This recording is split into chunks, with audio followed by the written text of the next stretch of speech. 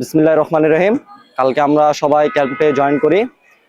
First session আমাদের আজকে। First সেশনে আজকে আমরা ম্যাচ খেলছি ঢাকা আবাহনীর সাথে। তো কোচ আমাদের যেভাবে ইনস্ট্রাকশন দিতেছে আমরা ওইভাবে খেলা ট্রাই করছি। ভুল থাকবে, আমরা এগুলো নিয়ে আবার কাজ করব। দেন ম্যাচ বাই ম্যাচ সাপের জন্য রেডি হব। আমাদের এখন টার্গেট আছে আমরা কিভাবে শিরোপাটা দেশে আনবো, সেজন্য আমাদের ম্যাচ বাই ম্যাচ আমরা টার্গেট করতেছি।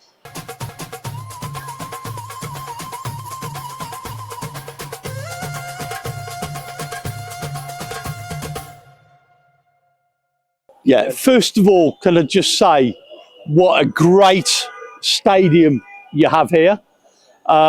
It's certainly better than other stadiums that I've experienced in the region. So, congratulations for BFF for providing that.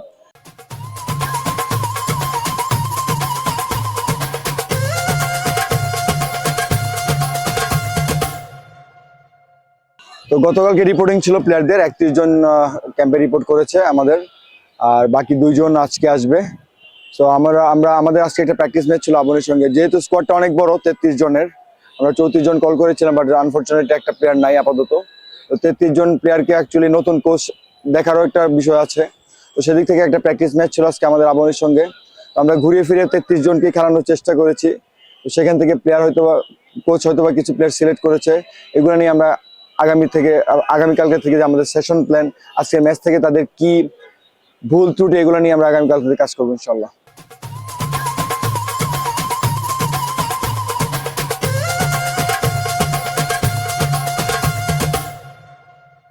So, I mean, yeah, it's a good experience, to play in the national team stadium. The weather is going to be hard, but in Maldives is going to be also hard. So just have to adapt to the weather and to the players. So yeah, I think it was a good experience. We just have to go back, fix the things we did wrong, and get ready for the tournament in Maldives.